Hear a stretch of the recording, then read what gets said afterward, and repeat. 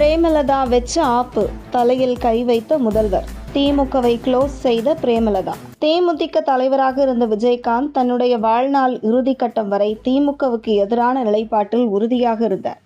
இப்படி ஒரு சூழலில் விஜயகாந்த் மறைவுக்கு பின்பு அந்த கட்சியின் அதிகார பொறுப்பிற்கு வந்த பிரேமலதா விஜயகாந்த் தற்போது நடைபெற்றுக் கொண்டிருக்கும் 2026 சட்டசபை தேர்தலில் திமுகவுடன் கூட்டணி அமைத்திருக்கிறார்.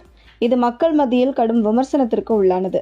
அதாவது, விஜயகாந்த் கட்சி தொடங்கியது முதல் தன்னுடைய வாழ்நாள் இறுதி வரையும் திமுகவில் இருந்து பல முறை கூட்டணிக்காக அழைப்பு வந்த போதும் கூட இதில் எந்த விதத்திலும் சமரசம் செய்து கொள்ளாமல் திமுகவுடன் கூட்டணி இல்லை என்பதில் உறுதியான நிலைப்பாட்டில் இருந்து வந்தார் விஜயகாந்த். அப்படி இருக்கையில் அவருடைய மனைவி பிரேமலதா விஜயகாந்த் திமுகவுடன் கூட்டணி அமைத்தது விஜயகாந்தின் ஆன்மா கூட மன்னிக்காது என்று பலரும் விமர்சனம் செய்து வந்தனர். ஆனால் தற்பொழுது பிரேமலதா விஜயகாந்த் செய்துள்ள தரமான சம்பவம் ஒன்று.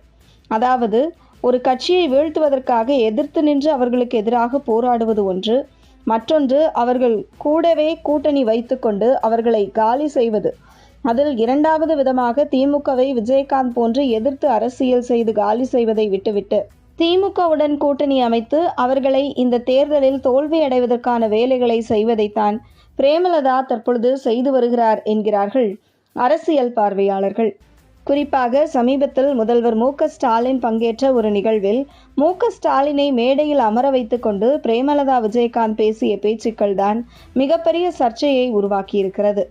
அதில் தமிழ்நாடு முழுக்க ஒரே ஒரு குற்றச்சாட்டு தான் அண்ணன் ஸ்டாலின் மேல இருக்கு. அதையும் இந்த பெண்கள் கூட்டத்தில் நான் சொல்கிறேன். எங்கு பார்த்தாலும் பாலியல் வன்கொடுமை, போதை கலாச்சாரம் இருக்கிறது.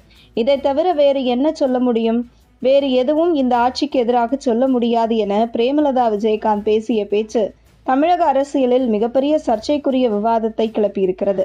அதாவது, ஏற்கனவே திமுகவுக்கு எதிராக திமுக ஆட்சியில் பாலியல் வன்கொடுமை, போதை கலாச்சாரம் பெருக்கெடுத்து ஓடுகிறது என்று எதிர்க்கட்சிகளும் பொதுமக்களும் குற்றச்சாட்டு வைத்து வரும் வகையில் அதை உறுதிப்படுத்தும் வகையில் திமுகவுடன் கூட்டணி அமைத்து கொண்டே தமிழகத்தில் பாலியல் வன்கொடுமை, போதை கலாச்சாரம் இருக்கிறது என்று முதல்வர் ஸ்டாலின் முன்னிலையில் பிரேமலதா விஜயகாந்த் பேசியிருப்பது திமுகவை இந்த தேர்தலில் கூட இருந்தே காலி செய்து விடுவார் பிரேமலதா என்கிறது அரசியல் வட்டாரங்கள்.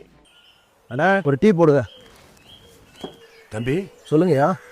பேப்பர் கொஞ்சம் படிச்சு காட்டுறீங்களா? பால், கரண்ட் பில்லு ஏற்றம், திருப்பரங்குன்ற அரசாங்க அத்துமீறல், மணல் கொள்ளை, சுரங்க ஊழல், டாஸ்மாக் ஊழல். மன்னிக்காது தமிழ்நாடு. அவங்க வருவாங்க. யாரு வர்றாங்க? தம்பி, என்டி ஆட்சி வரப்போகுது.